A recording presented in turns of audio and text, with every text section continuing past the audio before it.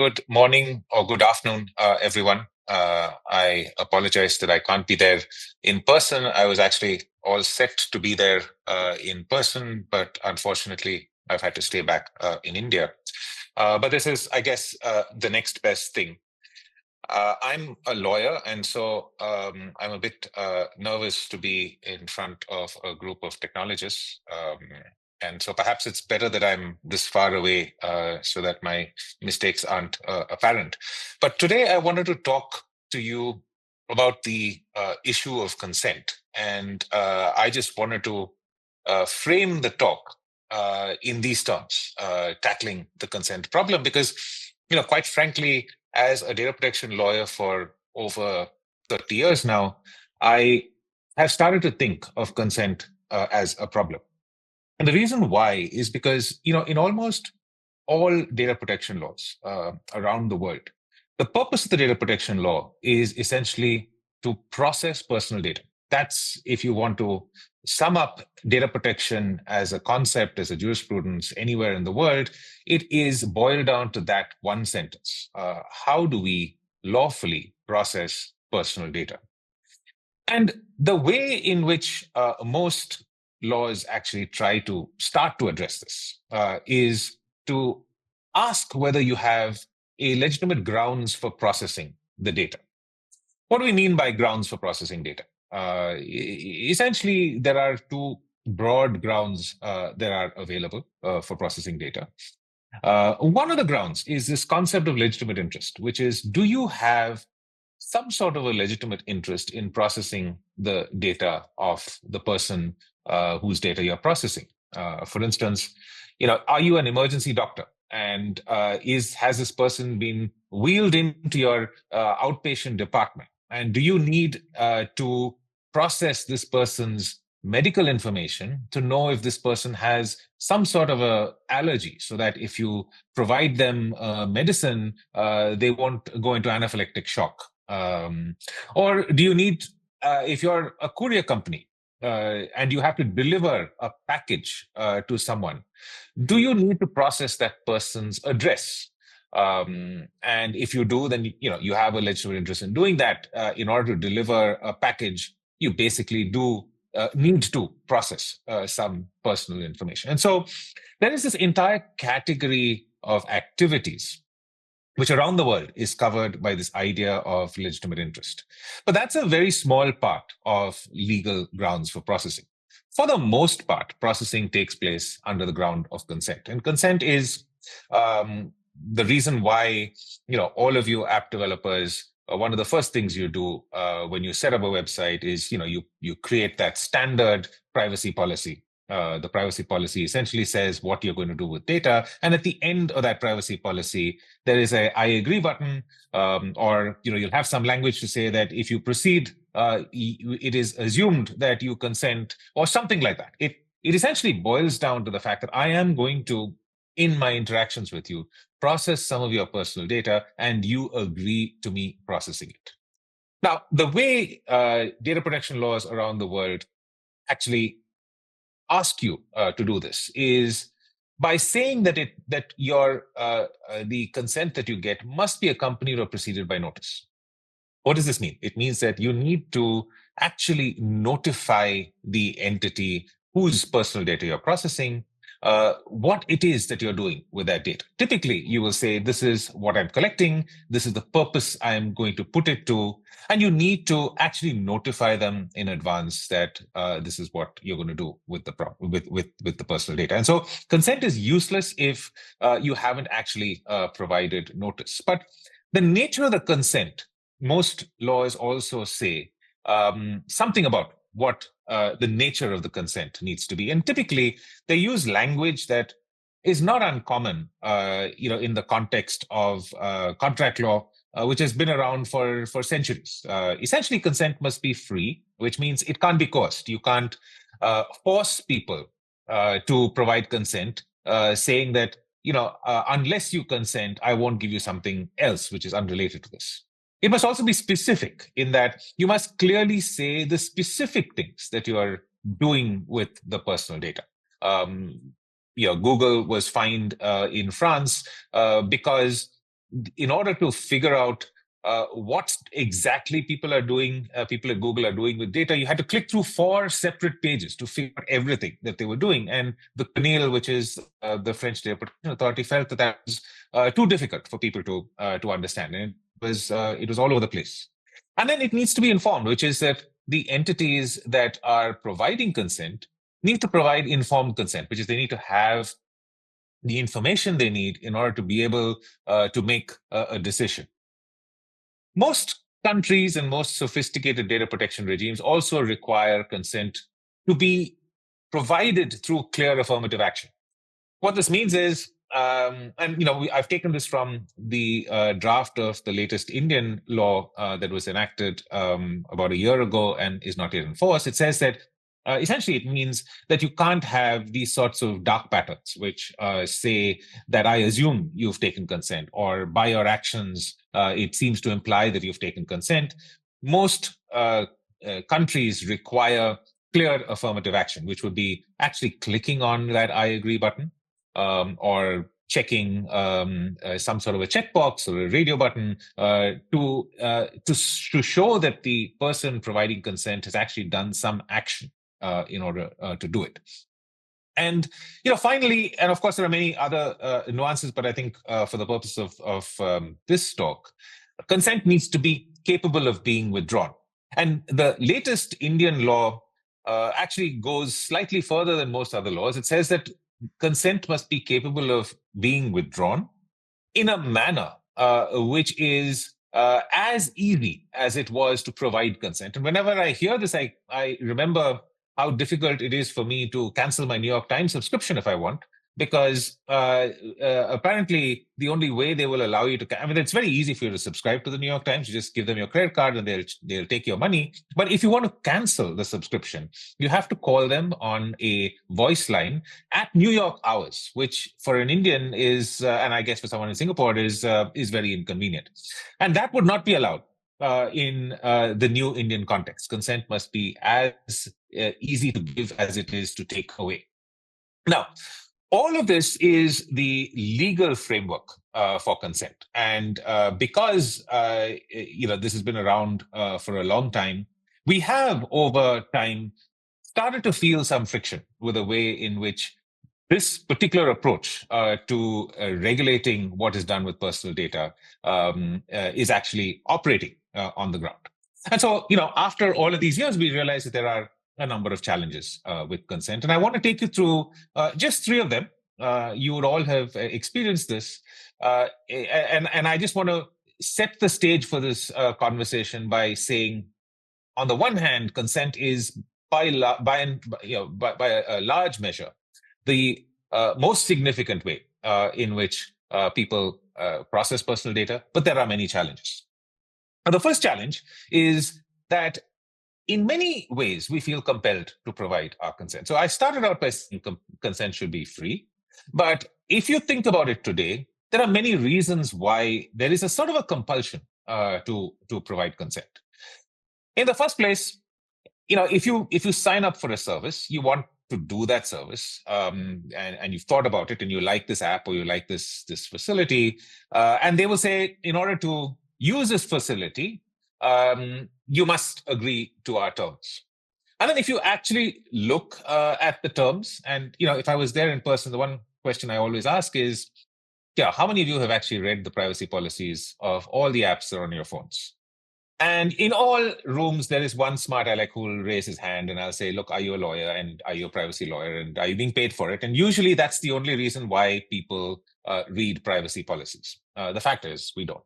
But if you do read the privacy policy, you'll find that the privacy policy includes a whole bunch of things that, you want the service, but actually you don't really want them to do all those other things with the data. But this is what they do. They will add a whole bunch of things because you want the service, you feel compelled to agree. And the other reason why there is compulsion is because, our social circumstance now requires us to actually engage in certain apps. Pramod, who you heard earlier today, does not use WhatsApp. But Pramod can say, I don't use WhatsApp, and people will find a way to get in touch with them. I can't afford not to use WhatsApp. All my clients are on WhatsApp. A lot of the partners in my firm are on WhatsApp. So I am compelled to sign up to WhatsApp's privacy policy, even if I'm not particularly comfortable with some of the things I do. Now, I have to say, WhatsApp, Meta, they're all clients of mine. And so this is got nothing to do with the service. It's an excellent service. But there is a compulsion to the operations of this modern world. Now, associated with that is something else, that is consent fatigue. We all are bombarded with consent notifications by pretty much everything that we do. Yesterday, iOS launched a new version. I obviously downloaded it, and as I did that, I went through a whole bunch of apps that are not sort of perfectly supported by this that are on my phone, and then you realize there are hundreds of apps that have asked for my consent, and I quite frankly have not read it. Why is that? Because there are, quite frankly, so many apps. And then we just trust that when they ask me for consent, I guess they must be doing something okay. And we just say, yes. We just say, I agree. We say, I agree without really reading through all of the details. That is a symptom of consent fatigue. Once you get past the first few consent policies that you read, even as a lawyer who's paid for it, I quite frankly don't read all the privacy policies that I'm given. And so today, people can slip pretty much anything in because they know that consumers are so tired of these privacy policies that they will just quickly click on I agree and go on to the good stuff, which is what the app is going to do. And the final challenge with this, and of course there are many, but I'm just going to, these are the three that I'm going to talk about. The final challenge is what is referred to in a wonderful paper called the consent paradox. And the consent paradox essentially says that, look, I started out by saying you need to have informed consent. Informed consent means that before you provide your consent, you must have all the facts at your fingertips, all the facts that you need to process in order to be able to decide for yourself whether providing consent in the balance of everything in your own personal circumstance is in your interest. Now, given how complex the world is and how data-driven the world is, if I were to give you all the facts that you need to take an informed decision in order to provide your consent, it would be too much information for you to be able to process.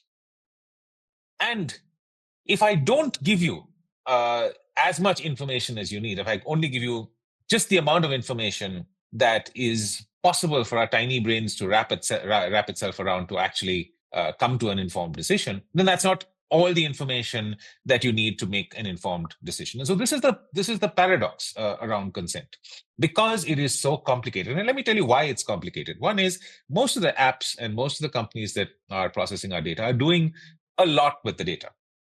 But then a lot of these apps and a lot of these companies are interconnected. And so you will share a little bit of data that you have from your wearable device to Google or to iOS because you want to integrate it with your phone, and then someone else will use that to provide another layer of analytics. And by the time you have figured out all the various people that are using that same piece of information from your wearable, it is actually very difficult to figure out, no matter how smart you are, no matter how much of a privacy professional you are, exactly what the implications of that are. And so this is the consent paradox. So really the question before us, privacy professionals as well as developers in the field, is how do we address this challenge? Now, there are many ways of doing it. Nothing is perfect, but I'm going to leave you with a few ideas of the things that we have worked with. The first is granular consent, right? Now, I think some of the problems with some of the privacy policies are they take it or leave it. There is a huge fat privacy policy, and you have to agree to everything. There is no way that you can say, look, I generally think what you're doing is okay, 90% is fine, I'm going to say yes to 90%, but this last 10% I don't agree with. You can't. Essentially, there is just one button at the bottom, and that button says, I agree, and it means I agree to everything on top. If, however, we could provide granular consent, and increasingly there are a number of companies that are doing this. There are companies that are providing more and more complex settings for privacy to allow you to do whatever you want with it. Europe and GDPR actually require that you provide, particularly for cookies, we see this all the time, that absolutely essential cookies or other cookies cookies that will improve your experience, or cookies that are just there designed to serve ads to you. And you can choose what you want to opt into and what you want to opt out of.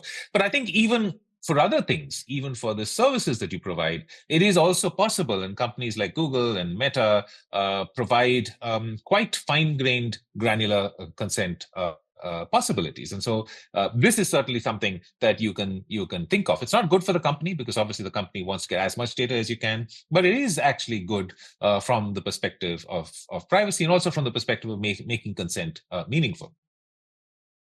The second thing that we've been playing around with in some of the systems that we're building in India is just-in-time consent. Now, what always happens is that we collect consent when we sign up. And because you know that that thing I mentioned about earlier, consent fatigue, people really don't like you to keep asking for consent. What is perhaps acceptable is to obtain consent in microdoses just before it is required. But you can't bombard people with this, and so there is a fine line to be followed. This doesn't work, for instance, for advertising, because you can't expect people to consent to being served up an ad every time they served up an ad. That would just be completely bonkers, because we're served so many ads in the day. But in certain circumstances, and as you think about what your products are doing, it is possible to get just-in-time consent. Why is just-in-time consent useful? Our minds are very focused on the here and now. And if we are required to provide consent to a particular type of processing just before that processing takes place, we actually have a very good ability to figure out in our context whether that is useful to us, what the trade-offs are, et cetera, et cetera. So with these two principles, let me show you how we've tried to implement it in India. And you heard Pramod earlier today. Pramod is the architect of India's digital public infrastructure, and much of India's digital public infrastructure has been built with privacy by design. And one of the features that we leverage is, and so just to understand, India's digital public infrastructure holds a suite of products from identity to payments, but most importantly, we have this idea that Indians are going to be data rich before they're economically rich. And how do we try and leverage the data that they have, the data trails that they have, to actually accelerate them on the path to better development? One of the ideas is to say that the data that's locked in particular silos, data that's locked in the bank, could we perhaps liberate that data and provide that data to, say, a lending company that could use that data to provide a personal loan because they've got a bit more information about that person's cash flow. This essentially is leveraging a very old data protection framework that's been around even before GDPR, called data portability, but we do it in a slightly different way. So we call this data empowerment. Essentially what data empowerment is micro portability that uses the data that a particular, say, a fintech company or a lender wants to evaluate, and using that to actually empower the individual. So making it much easier for that individual to actually pass the data on from one data silo to the other. We call this the data empowerment and protection architecture. And in India, the way in which this is implemented, the first implementation of this is in what we call the account aggregator ecosystem. Pramod may have mentioned this to you in the morning, but I want to actually talk to you about this from the consent and the data portability framework. So very much from a legal perspective. Now, the way in which we describe the account aggregator framework is through something like this. This shows you exactly what the workflow is, and perhaps you want to see that in a little more detail. Let me show you how this will work. So this is the user. So the user is at the center of the whole thing, and what the user does is the user signs up to a consent manager. Now, the consent manager is connected to a bunch of data consumers and a bunch of data providers. Data consumers are the entities that are looking to collect your data so that they can process it to provide you some service. So you can see here we've got flow-based credit lenders, we've got wealth managers, we've got robo-advisors, personal finance managers. These are entities that will seek your consent. to get some of your data, and they will provide you some service on the basis of that. Now, on the other side, you've got data providers. Data providers are, banks, provident funds, tax, mutual funds. These are all entities that have your data. So you've already signed up to them, you've had some transactions with them, and they have your data for a while. Now, how do we do this? And in order to do this, India did something quite unique. We disintermediated the data flows from the consent flows. And we did that by setting up this entity, this consent manager, in the middle. This is a sort of a separate entity. Now, there are many ways in which we are evolving this. We're creating wallets. We are finding, other solutions that are more specific for the requirements. But this is a framework for micro portability, and I want to show you how it works. The data consumer, let's say it's a flow-based credit lender, makes a data request to the consent manager. The consent manager then sends that data request to the user. The user evaluates, so that's notice. Remember I said you need to have notice before you provide consent. So that's the notice that comes to the user. The user evaluates it, sees, there are a lot of parameters. What is the data being collected? What is the purpose for which it is being used? How long is it going to be retained? All of these good things are there on the notice. The user evaluates all of that and then sends back a digitally signed consent to share the data. The consent manager then sends that across to the data provider, typically, like say a bank, to say, what is the flow of money. The bank, because it's received a digitally signed request from the user, it knows that the user has authorized the transfer. It then sends an end-to-end encrypted data package to the data consumer. The data consumer will then sort of evaluate it and figure out if that sort of is what is good enough to give this person a loan.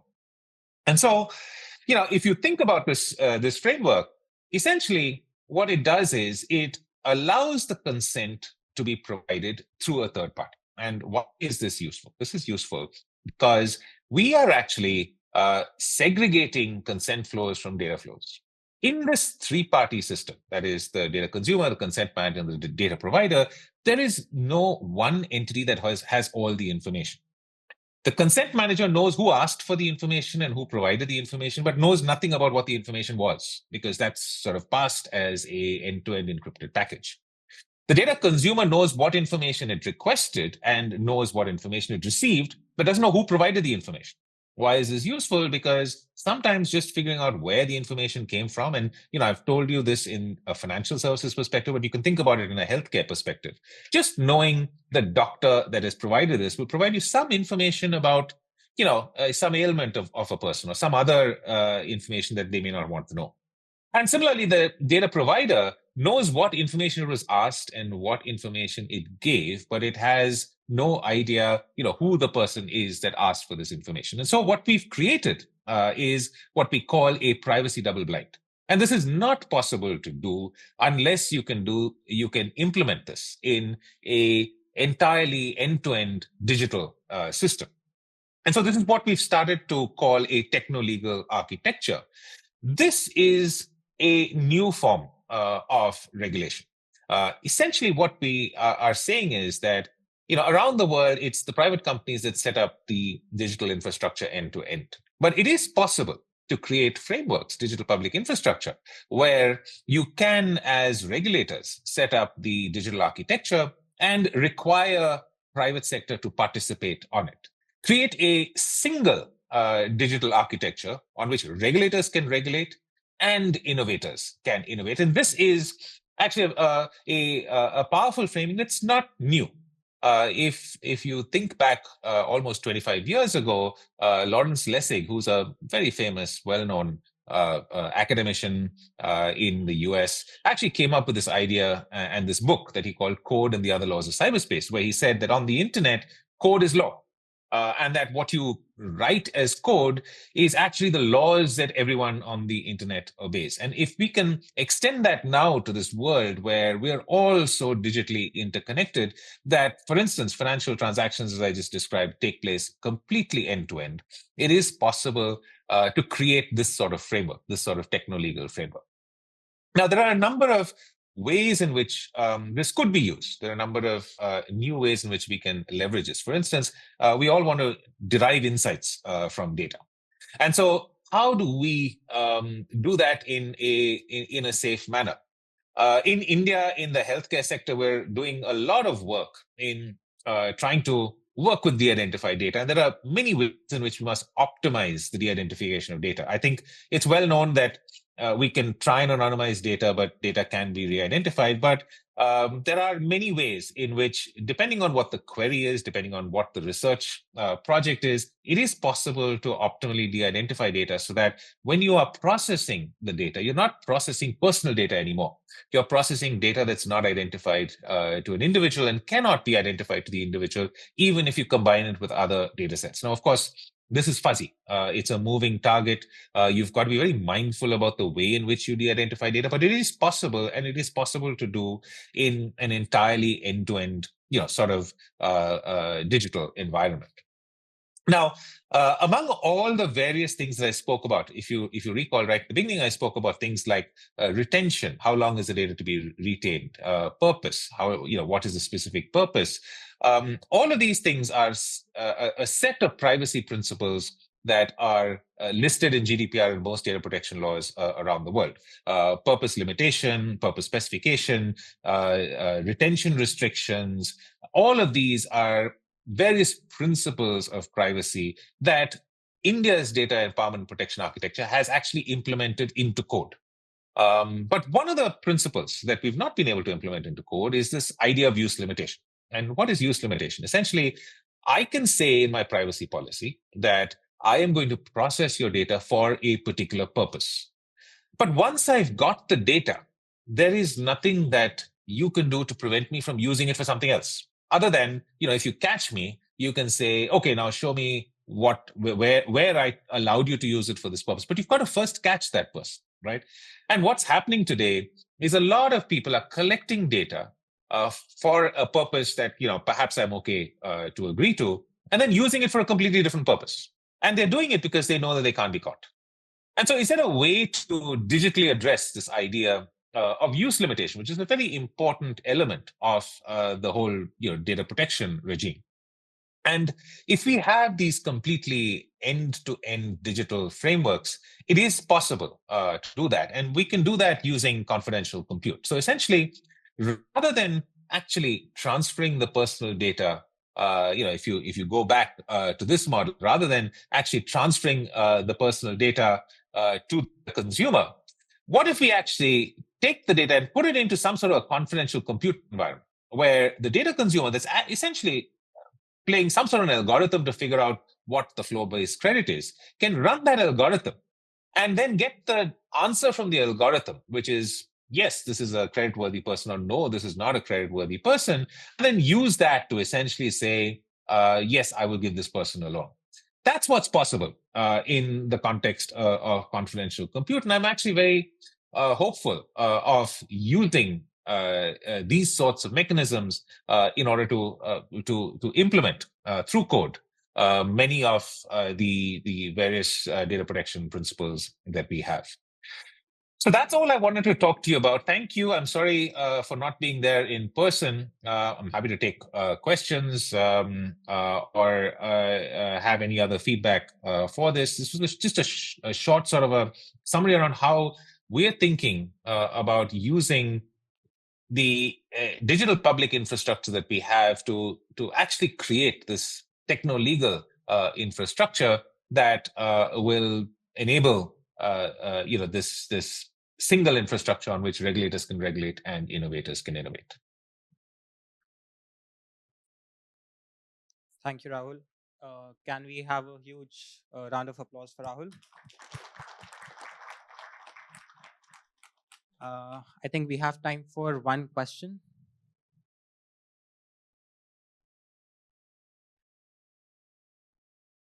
Okay. Okay. All right. Thank you.